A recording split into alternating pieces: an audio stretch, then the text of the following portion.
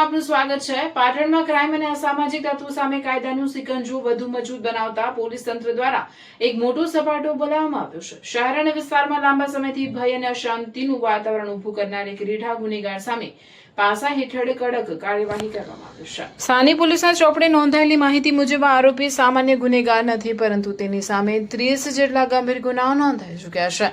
તેના ગુનાહિત ભૂતકાળમાં નીચે મુજબના મુખ્ય આક્ષેપો સમાવિષ્ટ છે: હત્યાનો પ્રયાસ, ગંભીર હુમલા અને જીવલેણ હિંસાના બનાવો, લૂંટ અને ધાડ, સામાન્ય નાગરિકો તેમજ વેપારીઓને ડરાવી ધમકાવીને લૂંટ ચલાવી, ગેરકાયદેસર દારૂની હેરાફેરી અને વેચાણ સાથે સંકળાયેલી પ્રવૃત્તિઓ।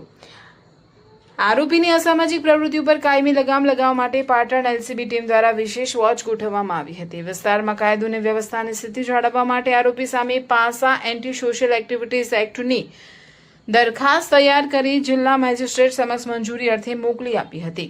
મંજૂરી મળતાની સાથે જ એલસીબીની ટીમે ત્વરિત કાર્યવાહી કરીને આરોપીની અટકાયત કરી લીધી હતી। તેના સ્થાનિક નેટવર્કને તોડી પાડવા અને વિસ્તારમાં શાંતિ જાળવી રાખવાના હેતુથી તેને ભાવનગર મધ્યસ્થ જેલ ખાતે મોકલી આપવામાં આવ્યો છે।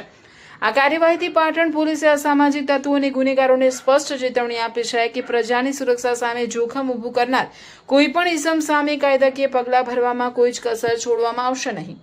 અહેવાલ વિપુલભાઈ ચૌધરી, રાધનપુર।